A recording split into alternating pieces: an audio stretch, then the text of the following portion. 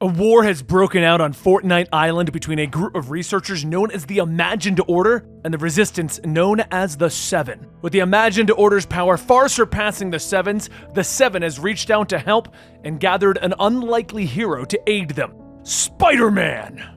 Now, with all realities hanging in the balance, it is up to some of Earth's mightiest heroes to help put an end to the Imagined Order and put a stop to their evil plans.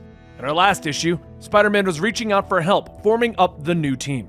This is Comicstorian. I create audio dramas of your favorite comic books, leaving out enough that there is still something for you to collect, be it extra plot, context, or artwork. All alterations are for copyright purposes, but let's not waste any more time. Let's get into Fortnite. Fortnite X Marvel issue number 2. As the Seven and the Avengers clash against the Imagined Order's base of operations, there's another fight brewing between who is actually leading the charge: the Foundation or Iron Man.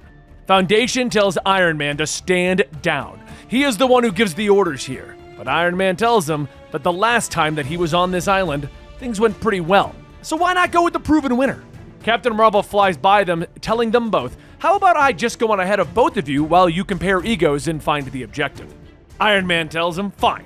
How about we just become co-leaders? I'll be the commander of Earth's forces and you be the commander of the island forces. And afterwards we can share armor tips. Cool?" Seconds later, Captain Marvel sighs as she rockets back out of the base with one of the Imagined Order's ships, stating that she needs everyone to cover her retreat. Because, she wasn't arguing and she completed the mission. Obtaining a ship capable of going off-world was a major win for the heroes, as they needed it to get to the moon and recover a mech from when one of the former Seven's members crash-landed there. With the help of Storm and Thor to help keep the icy blizzard at bay, this was the heroes' only chance at turning the tide of battle with something that could easily overpower the Imagined Order.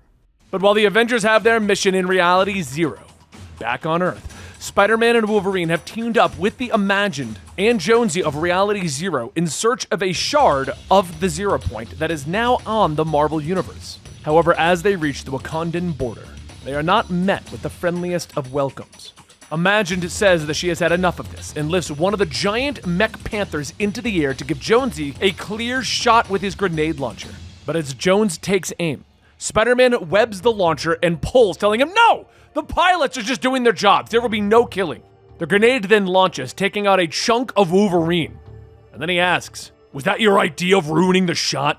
Spider-Man says that Jones is a crack shot. He should have hit him in the face. Besides, you heal in what, 10 minutes? And Wolverine yells back, "It still hurts, webhead!"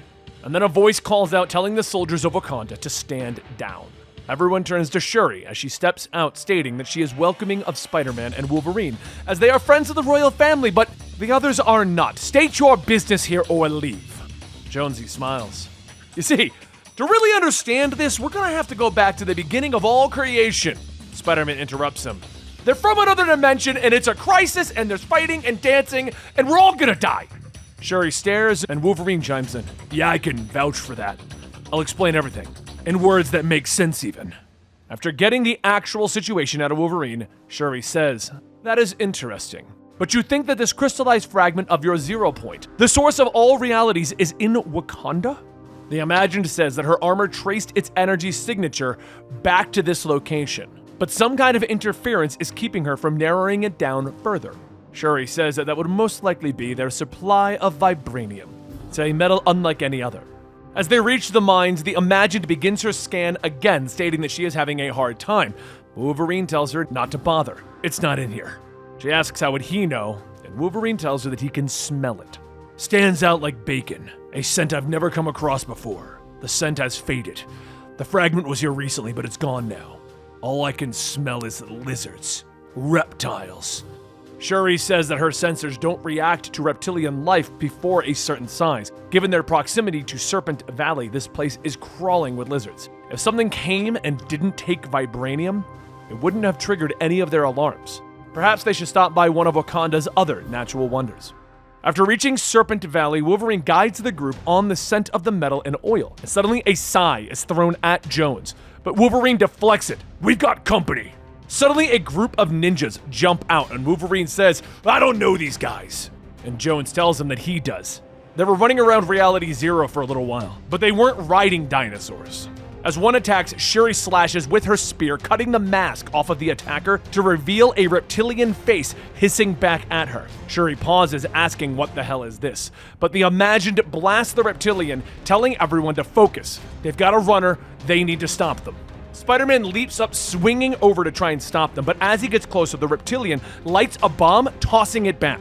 Spider-Man pulls back to shield everyone with his webbing, but afterwards, the only thing that is left is ruins. Shuri says that the explosion was incendiary. There's nothing left to trace. Wolverine then says that he caught a scent before it blew up. That fragment or something else? It's a weird mix of human and dinosaur. Spider-Man stands up, telling him, half human, half dinosaur. Reptile people. This is all like a neon sign pointing to my old sparring partner, Stregon the Dinosaur Man. We might as well get our bug sprays ready, because it looks like we're heading into the Savage Lands. Meanwhile, back at Reality Zero, Thor and Storm are quelling the moon's storm enough to allow Iron Man and the Foundation to land relatively close to the crash site. The scientist scans it, stating, "It's intact, more or less. Missing an arm, of course. And there are some hull breaches, but all things considered, the Met could be in worse shape. The big question is the power core. I'm not sure where it's located. We're gonna have to split up and search for it." But as Foundation checks the cockpit, he yells to everyone, "Come quick! I found the Paradigm! And she's alive!" And that concludes Chapter 2 of the Fortnite storyline. Now, this one is a bit confusing, and in our first episode, I did give you a full recap as to what is going on in the world of Fortnite, which is a game that I play quite frequently, only to now be distracted from Fortnite by Naraka Blade Point. And if you just want to help support me in my gaming endeavors, please consider going over to Ben and Friends. It's our gaming channel, and I'll link it down below. We do a lot of Fortnite, but like I said, I'm recently distracted with Naraka. Anyway, guys, thank you so much for your continued support, and I'll see you next time, right here at Comicstorian.